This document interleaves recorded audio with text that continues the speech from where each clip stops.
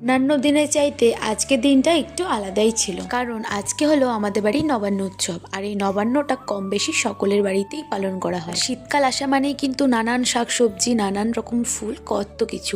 তো আমাদের বাড়িতেও মা কিন্তু বিভিন্ন রকমের শাক বসিয়েছে, দেখতেই পেলে। নবান্ন মানে কিন্তু সকাল থেকে রান্নার তোড়জোড়। আর নবান্নের মেন খাবার হলো এই চালের গুঁড়ির সাথে ফল মিশিয়ে সেটাকে খাওয়া।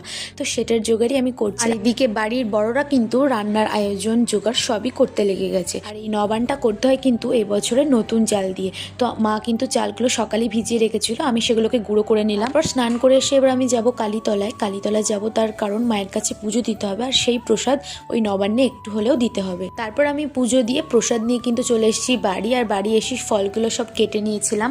তো এবার আমি বানাবো নবানটাকে। তার জন্য ওই চালের গুঁড়ির মধ্যে কিন্তু বিভিন্ন রকম ফলের কুচিগুলো দিয়ে দেবো, আর লাস্টে দেবো একটু কাঁচা দুধ। তারপরে মাখিয়ে নিলেই কিন্তু আমাদের রেডি নবান্নটা। তো এটারও একটা ভিডিও তোমাদের সাথে শেয়ার করবো অবশ্যই। তারপর সেই নবান মাখাটাকে আমি প্রথম গেরি সোনাকে আর গোপু সোনাকে দিয়েছিলাম। ওদেরকে খাওয়ানোর পর আমরা সকলে খেয়েছিলাম। আর বিশ্বাস করো, এটা খেতে কিন্তু পুরো অমৃত লাগে। আমার তো বেশ ভালোই লাগে। তো তোমাদের কার কার নবান্ন খেতে ভালো লাগে অবশ্যই কমেন্টে জানিও। তো দেখতে দেখতে কিন্তু নবান্নের সবকিছু জোগাড় জানতি, রান্না বান্না সবই কমপ্লিট।